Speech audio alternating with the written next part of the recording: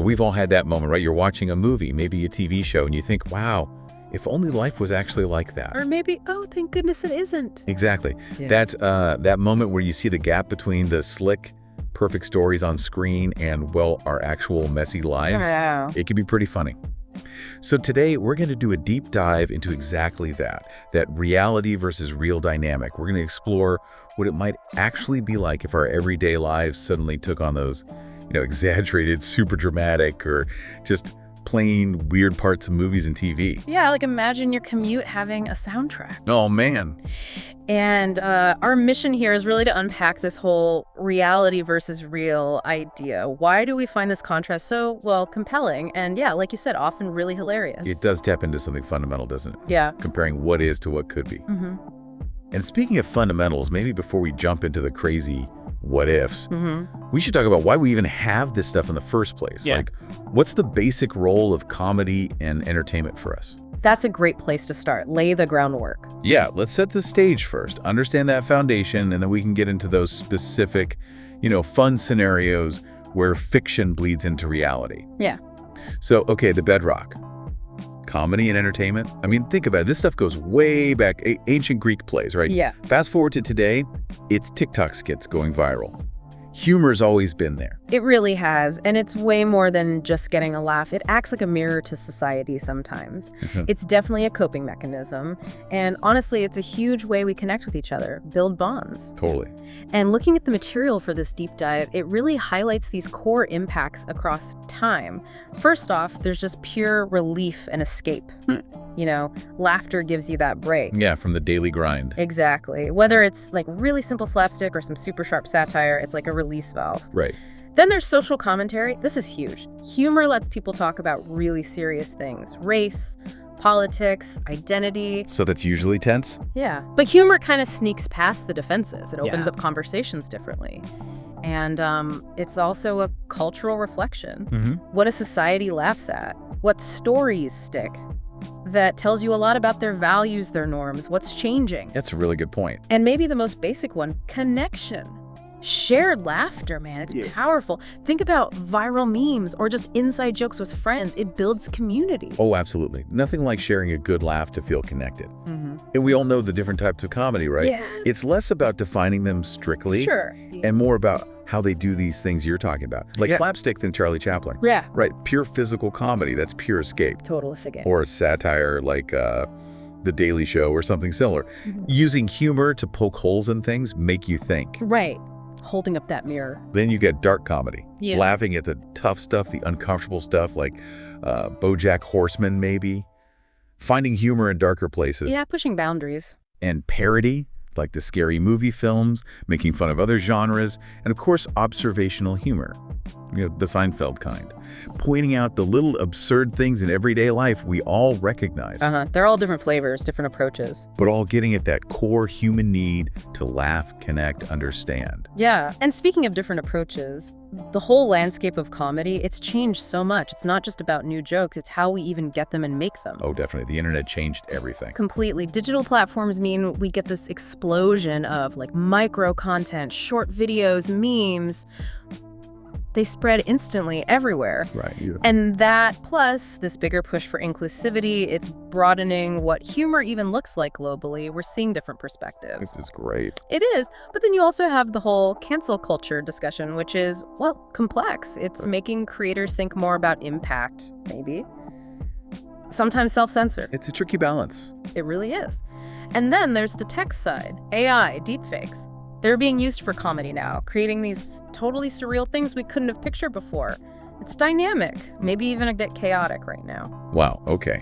So with all that change happening and how comedy is made and consumed, it really makes you think, what if our actual lives started borrowing from that playbook? Let's get into the fun part now. The absurd what if. Imagine our reality started taking cues from movies and TV shows. What would that even look like? Oh, it's fascinating, right? Because so many everyday things would just flip, become totally different. Let's break down some specifics from the material we looked at. First, over-the-top emotions and drama. Okay, picture this.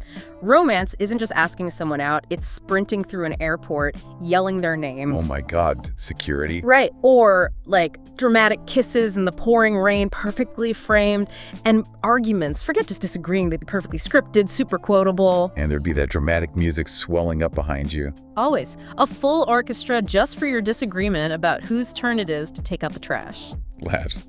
Okay, my morning coffee run just got intense. Sprinting, dramatic monologue to the barista, orchestral swell. I'm not sure they're ready. Probably not. And linked to that, think about perfect timing and coincidences. You'd never lose your keys because you just randomly bump into the person who found them exactly when you need them. Wouldn't that be nice? Right. And every problem, every situation, it just neatly wraps up, usually in about, 30 minutes for a sitcom? Maybe 2 hours for a movie? Yeah, with a clear lesson learned, a neat little character arc. Then reset for next week. Exactly. Ready for the next episode. Which brings up that other thing, the background music and laugh tracks. Seriously, how weird would that be? So weird. Walking into a job interview with, epic hero music playing. Or imagine messing up at work and suddenly hearing canned laughter. Oh no, that's horrifying. Music would tell you exactly how to feel. Ominous chords when you walk into a dark room. Cheerful ukulele when the sun's out. No subtlety. Not at all. And it wouldn't just be sound, right? Our physical world would change too. Action sequences defying physics. Yeah. Car chases with impossible jumps, cars flipping and landing perfectly fine. You could outrun an explosion. In slow motion, obviously. Hair blowing perfectly in the non-existent wind from the blast. Naturally. And falling off a cliff. No big deal. Just brush yourself off. Maybe a tiny scratch. Ready for the next scene. It's the ultimate low-stakes living. But then there's the sitcom logic. Yeah. Which sounds good at first. Kinda tempting, right? Totally. Witty friends, always available, amazing apartments you can somehow afford. But hang on, think about the problems. They just reset every week. Poof, gone. Minimal consequences. How would you ever actually grow or learn? Every big fight, every money issue just vanishes by Monday. That sounds kind of chaotic emotionally. Yeah, great for a 22-minute episode, maybe not for real life. Okay. And then imagine the narrative voiceover or internal monologue. Like you'd be walking around narrating your own life. Here I am, walking to the bus stop, wondering if she noticed me. Or breaking the fourth wall, talking straight to, an imaginary audience, like Fleabag or Deadpool. Exactly. Constantly explaining your feelings out loud. Or maybe it all gets condensed into a quick montage sequence set to music. The training montage for learning how to use the new coffee machine. Perfect! And it gets weirder. Daily life would fill up with tropes and stereotypes. High school would actually have clear-cut jocks, nerds, mean girls, just like the movies. No messy overlaps. Nope. Your barista might secretly be the chosen one, the quiet librarian, probably a retired spy, and the villain, super obvious. Dark clothes, maybe a scar. No moral ambiguity allowed. Zero. And finally, just a total suspension of reality. Time travel? Sure, why not? Hop in the car. Plausible. Everyone looks amazing all the time, especially right after waking up. Perfect hair, no puffy eyes. The dream. And nobody ever seems to need the bathroom, or pay bills, or deal with taxes, unless it's the specific plot point for a funny gag. Right. So the humor really comes from that huge gap, doesn't it? Between that stuff and actual, life. That's the core of it. Because if you're late for work in reality, there's no cool aerial shot following your car with suspenseful music. It's just traffic. And maybe your boss calling. And if something really bad happens, a real crisis, it doesn't wrap up neatly with a life lesson learned in 90 minutes. It's messy. Right. It takes time.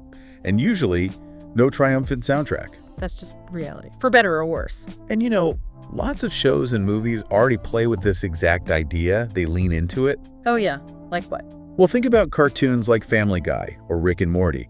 They're constantly exaggerating tropes, breaking the fourth wall, messing with reality for laughs. Right, they're very self-aware. Totally. Or a show like Community. Remember how they'd have episodes that were full-on parodies? Like, what if life was an action movie this week? Or a Western. Love those. Even something darker like Black Mirror.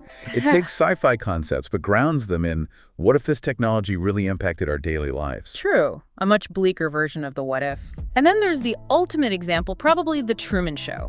Literally about a guy living inside a constructed TV reality. Yeah, that film really hits it head on. Yeah. So it makes sense why this whole concept works so well for comedy.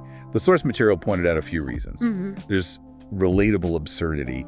We all notice how fake movies can be, right? Yeah. So exaggerating it is instantly funny because we already see the seed of it. We're already in on the joke. Exactly. And there's definitely some wish fulfillment too, isn't there? Part of us kind of likes imagining life with epic moments or easy solutions. Sure, it's fun to fantasize, even if we know it's ridiculous. And ultimately, it boils down to contrast creates comedy. The bigger the difference between the fictional version and the real version, the funnier it gets when you imagine them colliding. That gap is the joke. So wrapping this up, our deep dive really shows how entertainment isn't just holding a mirror up to life.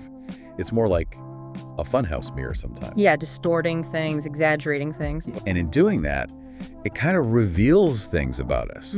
Our hopes, our fears, what we expect from life, maybe even what we wish it could be sometimes. It makes us laugh, but it also makes us think a little. Definitely. And maybe a final thought for everyone listening. Now that we've talked about all this, which movie or TV trope would be the absolute weirdest to suddenly find in your own life? Ooh, good question. Or maybe, which one would actually be the most fun? What stands out to you? And thinking bigger picture, Right. How much do you think our idea of normal is already kind of shaped by all the movies and TV we watch? Are we already living in a slightly real world? Something to definitely chew on.